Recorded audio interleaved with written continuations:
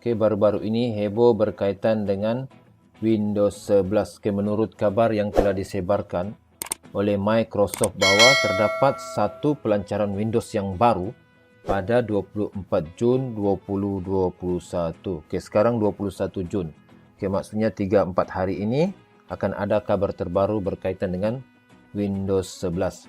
Namun dalam kenyataan tersebut, tidak dinyatakan bahawa itu adalah Windows 11 seperti yang disebarkan dan viral di media sosial pada masa kini. Tidak disangka juga baru-baru ini berlaku satu kebocoran maklumat berkaitan Windows 11 tersebut.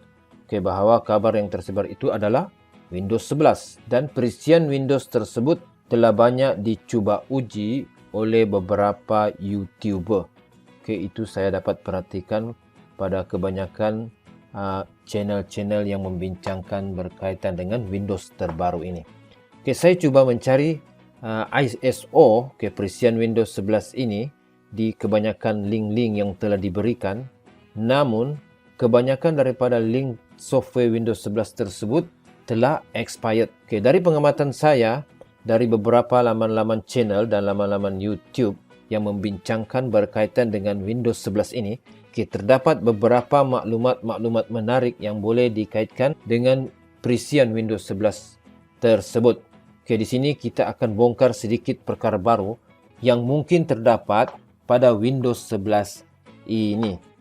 Pada bahagian pertama ialah pada bahagian installation.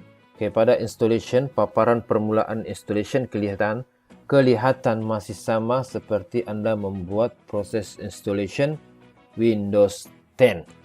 Pada bahagian setting pula, semasa anda memasuki proses settingan, UI ataupun user interface kelihatan baru dan lebih simple, lebih segar dan nampak soft sedikit.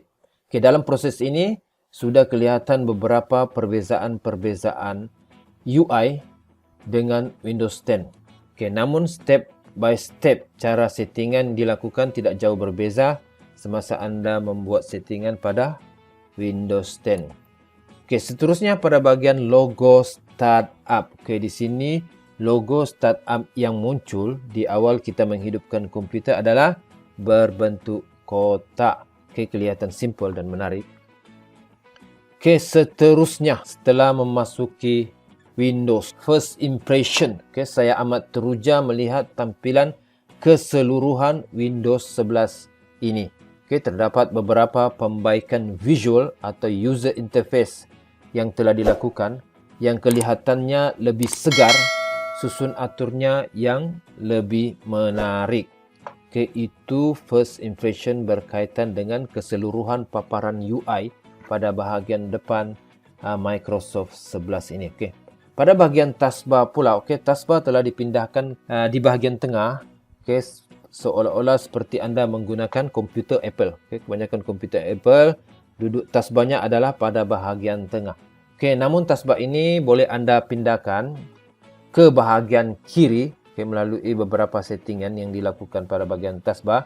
Ini bergantung kepada kesesuaian anda untuk menggunakan. Seterusnya pula ialah fungsi multitasking. Fungsi multitasking juga telah ditambah baik dan dipermudahkan melalui beberapa snap assist yang baru. Ini membolehkan anda untuk memilih susunan-susunan aplikasi di layar dengan mudah. Seterusnya folder explorer.